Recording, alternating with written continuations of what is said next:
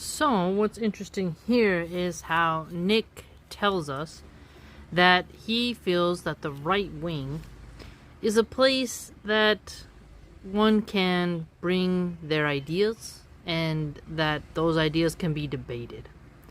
So, the marketplace of ideas, yes, that is something that was common on the right spectrum. I would also argue that the left wing does that, but to a different context. But both sides have rules about what you can and can't say, how you're supposed to deliver it. Both sides also tone police each other. And so, when people were under the Biden regime, things got pretty censorious. Okay?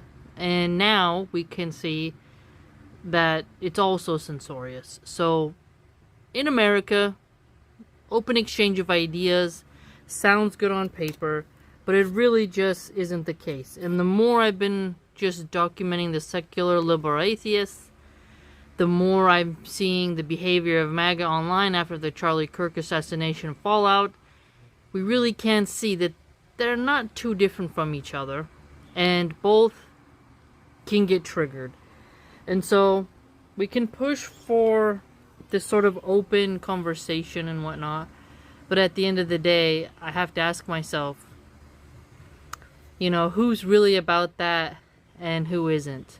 And so, at least when it comes to Nick, he will have conversations with people who oppose him. He has talked to Destiny. It would be really cool to see him talk to Brother Daniel Hakikichu or Brother Gabriel Romani, a nice Muslim brother who can hold their ground really well. I don't know any sisters who would probably do well having a conversation about Islam with him, because he does seem to make a lot of women pissed off. Sydney Watson, who hates us Muslims, she got really triggered by Nick, and that was pretty funny. But there was Pearl Davis, another strange individual, but she doesn't really have questions. She just kind of listens. So, I wouldn't consider her somebody who pushes their ideas on an interview unless she's doing her weird panel. But I digress. The point is that Nick does present his ideas in a clear and concise way for the most part, and that can be commended to him. That can be something that we all can strive to do ourselves.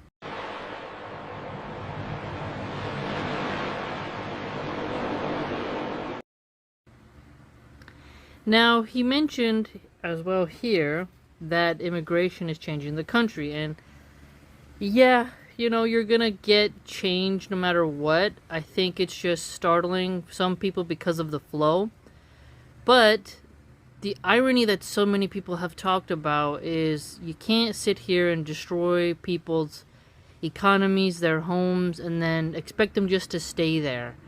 And if you're blasting your country off as the best country, people are going to say, all right, well, let's all go and head there. So America does a lot of propaganda that it's the greatest country on earth, and it's like the lamp in the dark and all the moths are coming. We are all moths, and we're going to where we can think there's going to be something we want. It's just the way migration works, and I know some people say America isn't like just a place to get a job and leave, or it's a culture, it's a lifestyle. It's not just an economic center. But as we see more and more American women deciding not to have children, in 2023 it was over 1 million abortions, which is the most recent data that we have. So 1 million women, and I did a video on this, have decided that they don't want to carry the bloodlines of the men that they are allowing to mount them. That shows you just how far fallen American culture is. And sure, Japan and Italy and some areas down south, they're struggling in certain towns because they don't have anybody to replace them.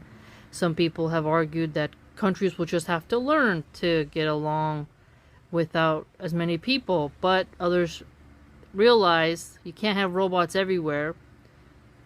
And if you want to be a military force and maintain your hegemonic status, you're gonna have to have boots filled with human beings, right? And America is a military base empire. They're gonna need them babies.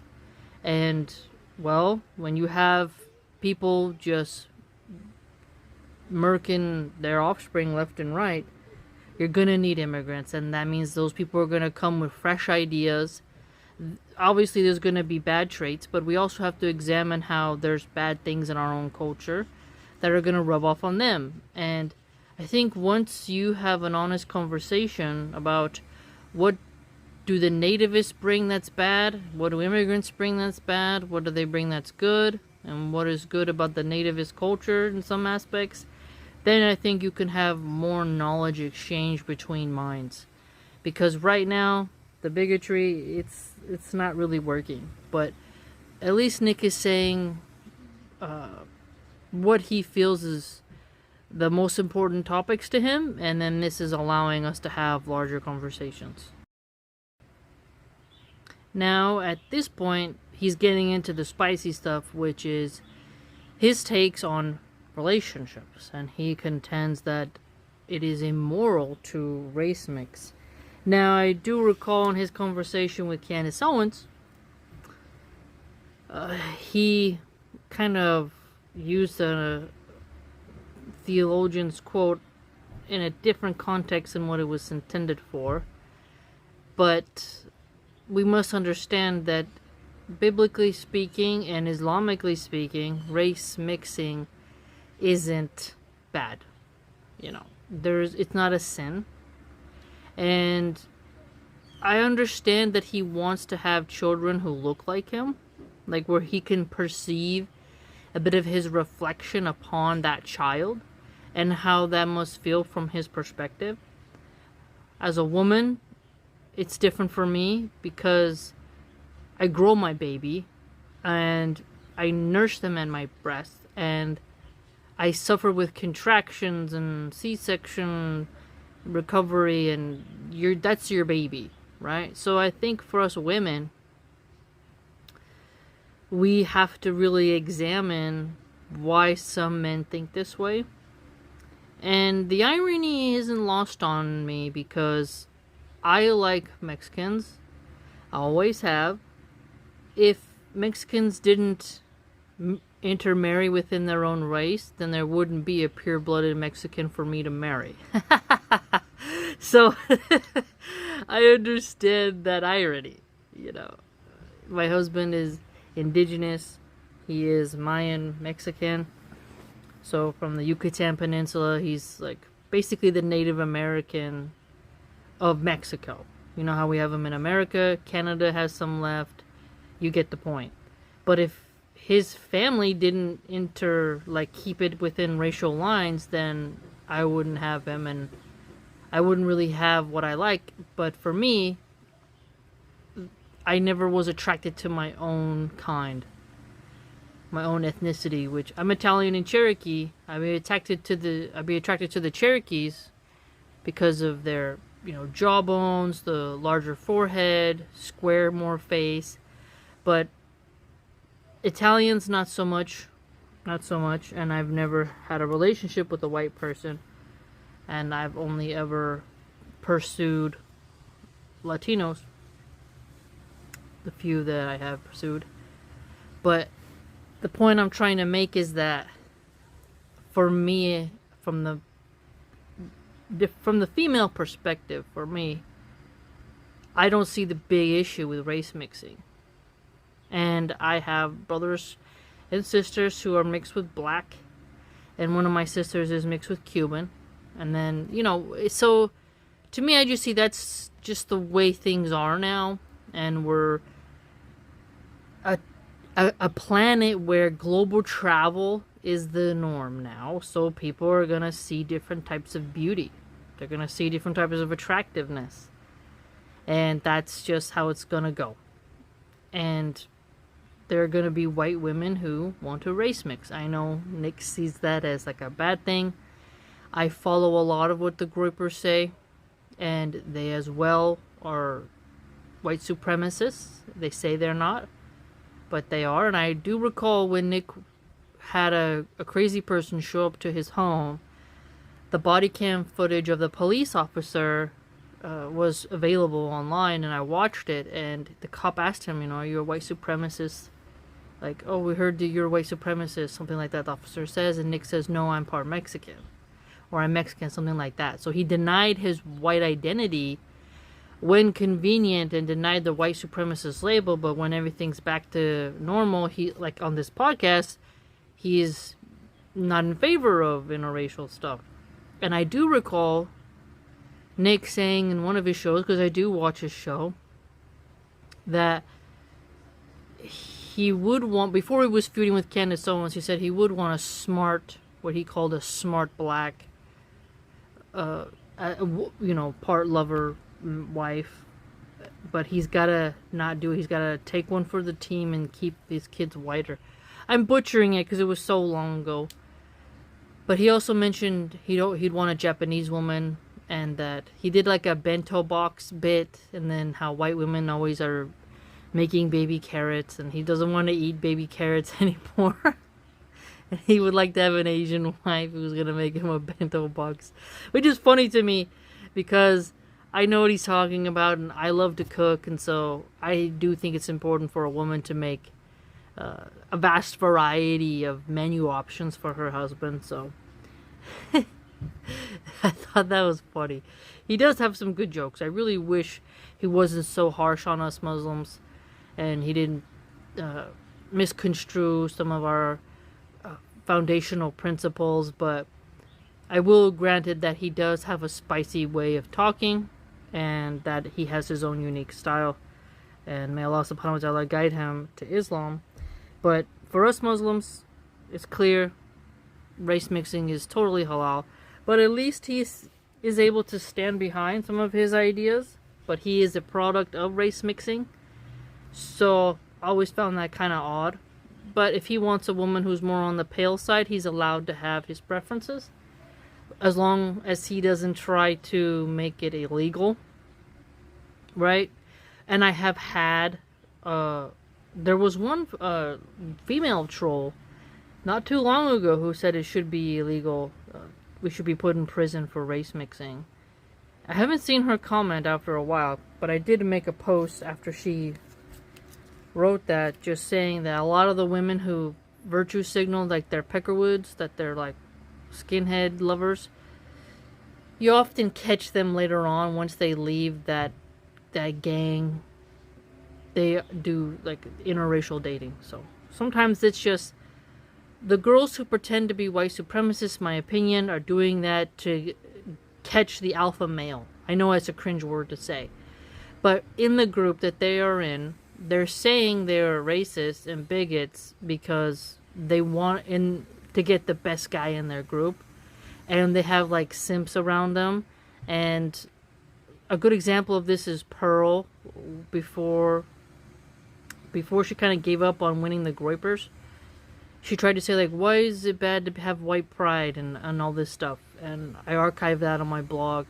And then in the comments, people were calling her the slur mud shark, burn the coal, pay the toll. They have a lot of phrases in their groups, and so they kind of dragged her through the mud, and she's currently dating a Dominican black guy.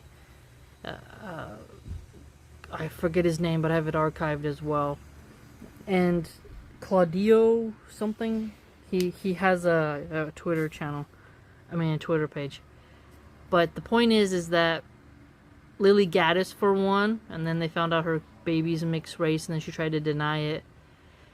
Lauren Southern was once their little icon, and then she race mixed. So again, the women on the right who are pale will try to cozy up to Nick, get his approval, and then once the fans find out that they like other males of different shades, they cancel them, and they're on a search for their white supremacist Barbie. And the thing is I just don't think that's in a lot of female nature. I think a lot of women will accept a different race of a man if he has money, I think for women, to be honest, green is what they want. cash money. It's not really about race. You know, they want a lifestyle, and they want their kids to not starve to death. And if he's handsome enough or something, he'll work, and, you know, survival of the fittest. Especially when women get baby hungry. You know, they'll take what they can get. Whereas white men, you know, under the Graper model, they are trying to have a certain type of white girl, which is becoming ever elusive and more rare in my opinion. And I'd also argue being pale doesn't mean you have the same values as someone, because the white liberals and the white right wingers are not getting along right now, and Ukraine and Russians are both pale and they're not getting along right now. So again, what are you gonna do? That's just, you can't unite based off of skin shade. But I do think that he has been consistent in that regard, but I think over time he'll change once she has children, or he just sees someone who's attractive enough and moral enough to kind of catch his eye. Let me know what you think.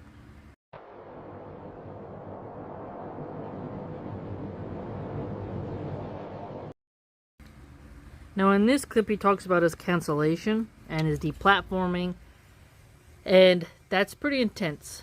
I couldn't imagine what it would be like to go through that level of deplatforming, but he was a symbol of persecution from the left, and then now you see the right wing persecuting people for making salty jokes about Kirk. And, you know, there's always going to be someone who gets lynched by the opposite political party. I've come to accept that and realize that now. So no matter who's in power, who's got control of the cultural trends at the time, you just gotta survive.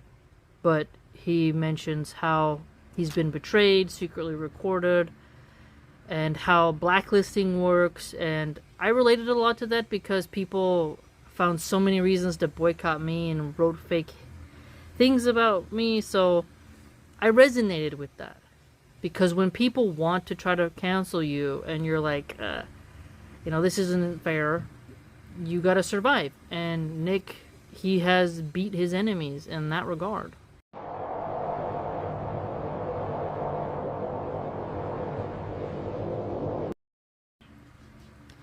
Now, here, he was mentioning how if you say something wrong, someone can use it to cancel you, and that the cancellations are done selectively.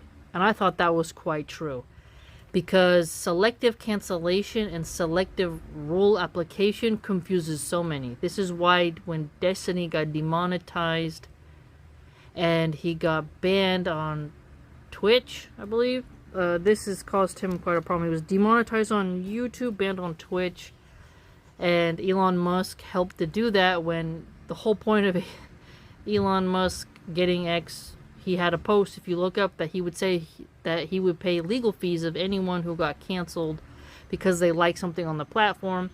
So he took away the like buttons. Like on Instagram, if you like something, people can see you like it. On X, if you like something, no one can see who likes it. And I myself took off the like button. Like when I go on Instagram, I can't see how many likes something has or anything like that. In the settings, I did that. And on my posts, I take away how many have shared it and how many have liked it. You know, I don't think that the analytics are healthy for your mind, especially in the age of bots and stuff like that. And so many content creators use bots, so it's like, analytics just aren't real to me. And they can turn you off anyway, so it's all fake. But I do think that he has a great point on selective censorship, and the point going forward, I think, for all of us is in America, or who use these tech platforms, is that look about what regimes will allow you to do what, and then just try to navigate that, right? And it changes as it goes. They said, oh, comedy is back, baby. And then when people were doing spicy memes about Kirk, they called them demons and wanted them to be fired. And you're like, oh, okay, so comedy isn't back. And then you look at how the government was saying, and I shared on my community tab, and I also saved some of those tweets in the Charlie Kirk Saga archive videos that I've made. They want to deport people and not grant visas if they glorified or said, or they minimized or trivialized Kirk's death. And you're like, wow. And then I did another video talking about the hypocrisy and contradictions of American culture that raises people with horror movies and then expects them to be saints. So this was a great point. Let me know what you think. I found this podcast thus far to be quite different for the PBD podcast because they're so fake and they're Zionist controlled. So having a person like Fuentes on who has really done some hard-hitting damage towards is not real, I think that is ground shaking, and I do think PBD is going to get in some trouble for this. When he had brother Jake Brancatella and Daniel Hakikachu on, he totally then went even harder against Muslims because I think he got some intimidation. This is ballsy to have Nick on, but I'm wondering what comes after, right? Will he go back to being more corporate shill, or will he open up and have even more unique guests on? Let's see. Now here we see how Nick is bringing up Ben Shapiro and how he talks about the Palestinians, and as we all are aware of who have paid attention to PBD's rhetoric, he doesn't really show any true empathy for the plight of the Palestinians, and he is a Zio sympathizer, and I think it's reprehensible how he won't just come out and say, genocide is wrong, the starvation is truly horrible, shame on Satan Yahoo. But remember, he got a nice little cozy sit down with Satan Yahoo and gave him a very easy layup interview, and it just was trash. So Nick bringing up Palestine to PBD's face makes him squirm, you can tell. And he doesn't want to piss off Ben Shapiro, so he's like, oh, let's just go see what he said. So he has the guy, Rob, pull it up. And, the way Ben Shapiro speaks about Arabs and the Palestinians is pretty intense and horrible. And it would be great to see Nick, wipe the floor with Ben Shapiro. Now, what's brilliant about this point in the interview is how we get to see PBD squirm. And he squirms concerning the term ethnic cleansing because Nick has brought up an article written by Ben Shapiro which is controversial, and it brings up displacements, deportations, ethnic cleansing of the Palestinian people, and how Ben Shapiro is pretty much saying that the Jays cannot live side by side with the Palestinians, so the Palestinians must basically be removed by any means necessary, alive or dead, so that the territory can become part of is not real. And Nick is accurate in pointing this out, why isn't it controversial when Ben Shapiro says things like this? If a white person said that about blacks or, Asians, they would be canceled. But Ben Shapiro can be openly prejudiced and advocate for land theft, and he is not deplatformed, he's not canceled, and you can just see how uncomfortable the shill BBD is when this is raised, because he knows he's gotta stay on the good graces of that particular tribe, and man, he's gotta defend them if he has on Nick, because if he doesn't do this interview right, he's gonna have some problems with his companies, and we know that everything's about the dollar with him. He's wealthy, and he wants to keep it that way. Now, what's interesting here is Patrick is telling Nick to tone down his kind of sauciness, dropping the N-word and stuff like that, and then he brings up this map of consciousness here, which I've never heard of. Maybe that's an interesting book, who knows, but I do know in Islam we're supposed to have good adab, good manners, and I struggle with that. I try to not swear, but it's so hard. And Khabib was the MMA fighter from Dagestan, was a huge wake-up call for me in how you can be formidable, command a presence without acting like Conor McGregor, because I used to really have a Conor McGregor attitude.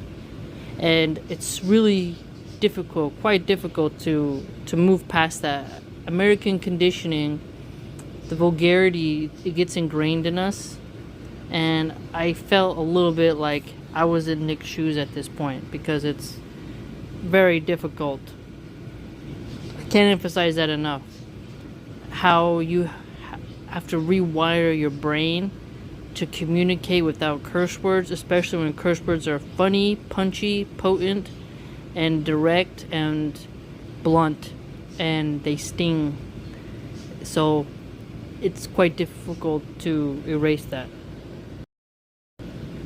Patrick starts really going off on Charlie and how he felt Charlie was his number one draft pick and all this stuff, and I've watched quite a lot of PBD podcasts, and I don't really recall him mentioning Charlie that much. But again, there's a huge wave of, if you praise Charlie, you're going to get lots of views, and people want to capture that audience. So I don't really feel like it's genuine praise, to be honest. Maybe that's a bit cynical of me, a bit nihilistic, but it is what it is. He says Charlie Kirk was filled with love. Again, I showed you in the Charlie Kirk saga videos I did, the way he talked about Islam and refugees from Palestine. I don't think that's love. Okay, if you're getting your hands greased by people who are committing a genocide, I don't call that love. Okay, sure, some say he was changing his mind, but not fast enough, and he died upon shirk, and he didn't use his time to really advocate for rescuing those children. He could have said no adult military men can come to America from Palestine, but he didn't. He said no Gaza refugees. So he didn't say save the children. He was pro-life, but he was pro-death when it came to the situation in Palestine. So how can PBD say that Kirk was filled with love when he didn't have mercy for children who were becoming amputees and all that other stuff? Something to think about. I have a playlist, or not a playlist, it's a list on Instagram where you can save reels and posts, and I have a Palestine folder, and looking through it from time to time when I'm feeling down and wondering what to do in life, I just look at them and I think how they're being strong and courageous, and realize, I gotta keep going. And so when I look at that, I remember all the faces of people who are against Palestine and who make excuses for that. So again, I don't think he was filled with love. He was open to talk to people, but love, we all can work in that department, but let's not whitewash history. Today, for example, I saw this reel.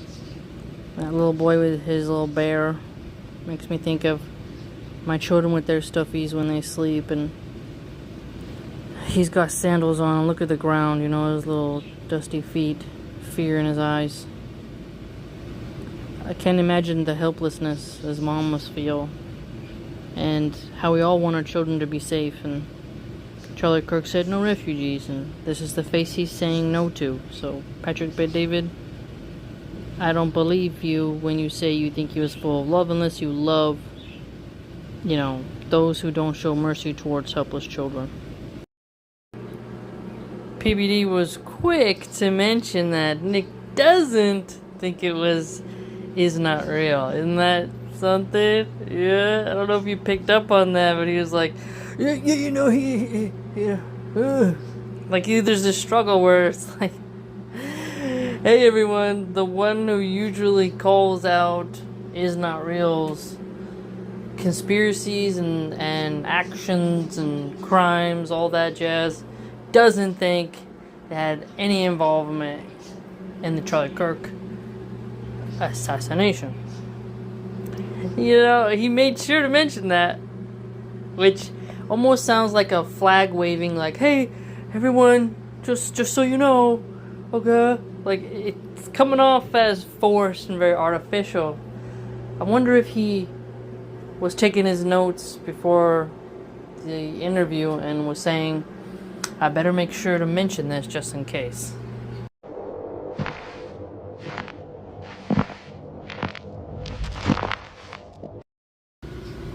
Here, Nick brought up what he thinks Charlie Kirk will be remembered for. He thinks that he'll be remembered for his takes on Christianity, not necessarily his politics. Maybe from the Christian perspective, that's what he'll be remembered for. But for me, I definitely see him as being an Israeli apologist, an is not really apologist, shall we say. And I think many in the Muslim community will remember him as that, because that is who he was. And I think it's very important for Kirk fans to understand that there's going to be different lenses, and each one has truth to it. And each activist has an underbelly, and in that underbelly there will be people there who will expose what they see as pernicious, unhealthy, or toxic cancer. And I think that if you are mature, you have to accept that, because he was just a human, and he wasn't a saint, and he wasn't a prophet. And when you enter into politics, you give consent towards being critiqued.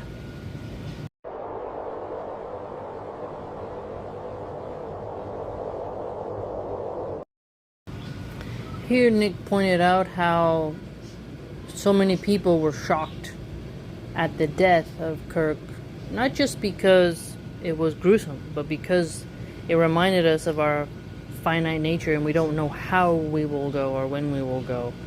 And as Muslims, we know tomorrow is not promised to anyone, and we will return to Allah subhanahu wa ta'ala when He decrees, and we can't prevent that.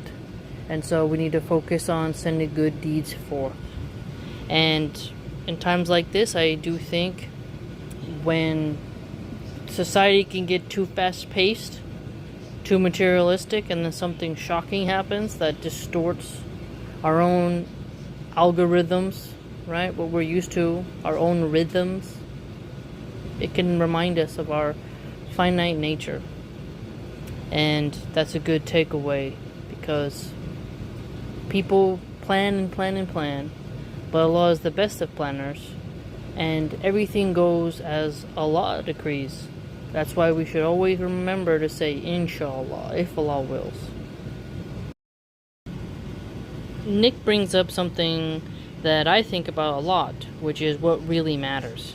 Because Nick realized Kirk was young, he didn't expect to die.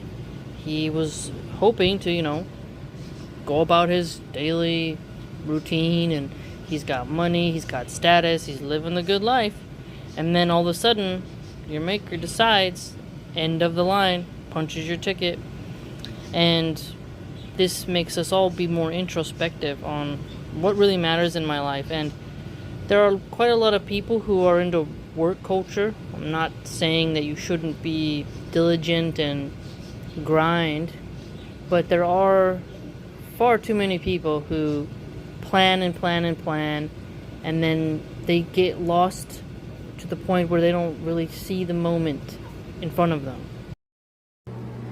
Now, Patrick Bet-David here was, a couple seconds before, was mentioning how people were telling him don't go to the Charlie Kirk funeral because it could be dangerous, and that he was still gonna go and not change his lifestyle and give in to fear. I don't really believe they were truly fearful. I think they're just saying that as a sort of marketing ploy. Look how brave I was. I went to the memorial, even though it was dangerous at my own life. Look at me, look at me. The reason why I say that is because if the president's going to go there and you're going to all these politicians, security is going to be pretty good. And I noticed that Tim Pool was like, well, I can't go because of security. So it just feels disingenuous. There's just something there. Because if you really care about somebody and you like someone, you're going to go. But also people feel like they have to go, and if they don't go, then how they're going to use it in their campaign and marketing. I mean, politics is a dirty game. So let us not pretend that people there are all genuine. They're paying their respects, and it's good to be respectful. But I keep hearing this like, oh, it might be dangerous, strap up. And there's a little bit of forced paranoia, but a little bit of let's amplify this up, use it as propaganda, and then push it as a marketing to our own character. You know what I mean?